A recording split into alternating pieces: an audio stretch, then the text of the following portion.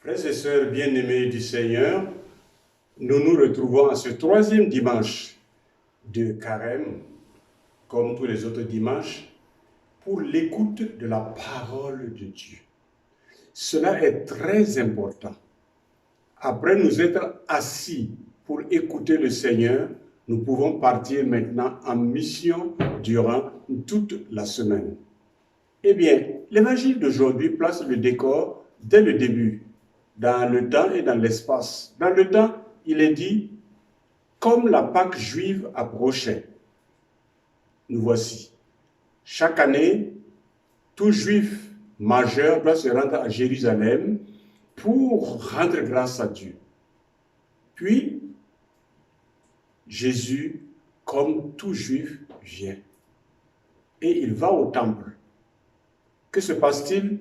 Il trouve là les marchands de bœufs, de brebis et de colombes, parce que à cette occasion, les Juifs font beaucoup de sacrifices. Alors ils viennent, ils achètent et puis ils vont faire les sacrifices. Voilà.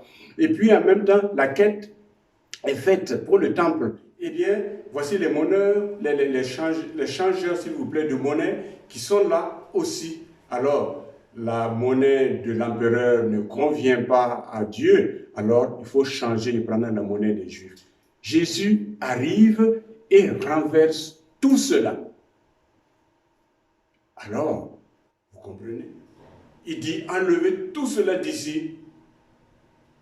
Ne faites pas de la maison de mon Père un lieu de commerce. Et voilà.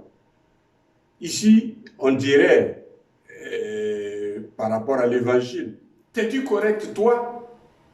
T'es-tu correct? Et puis il lui demande, donne-nous un signe de la vérité de ton geste.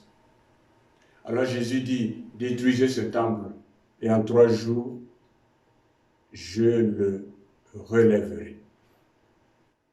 Eh bien, les Juifs n'y ont rien compris. Évidemment, Jésus leur donnait rendez-vous à la fin, après sa mort et sa résurrection. Et Saint Jean nous donne cet évangile dès le départ, justement, parce que nous sommes au chapitre 2 de Saint Jean, pour montrer que la vie de Jésus est dominée par la résurrection d'entre les morts.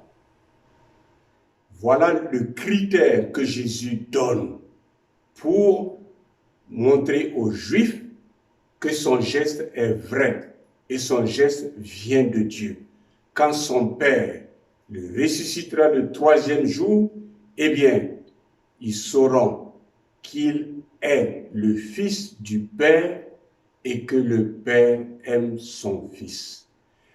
Mes frères et sœurs, nous avons là le critère de la vérité de nos relations avec Dieu et de nos relations avec les autres. Premièrement, si nous voulons être en relation avec Dieu, nous devons avoir la résurrection de Jésus-Christ comme le phare qui fait que nous marchons, nous agissons en fonction de la mort et de la résurrection de Jésus-Christ. La résurrection est la lumière. Si cela n'est pas central dans notre vie, eh bien, nous devons chercher à corriger, nous devons chercher à mieux écouter Jésus.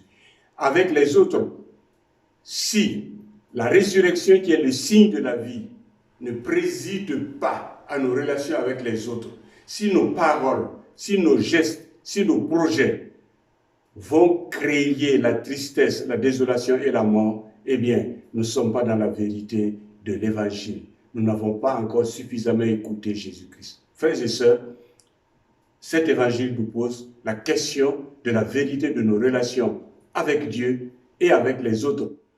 La résurrection étant la vie, que tout ce que nous allons faire et dire coopère à l'avènement de la vie dans la société des hommes. Amen.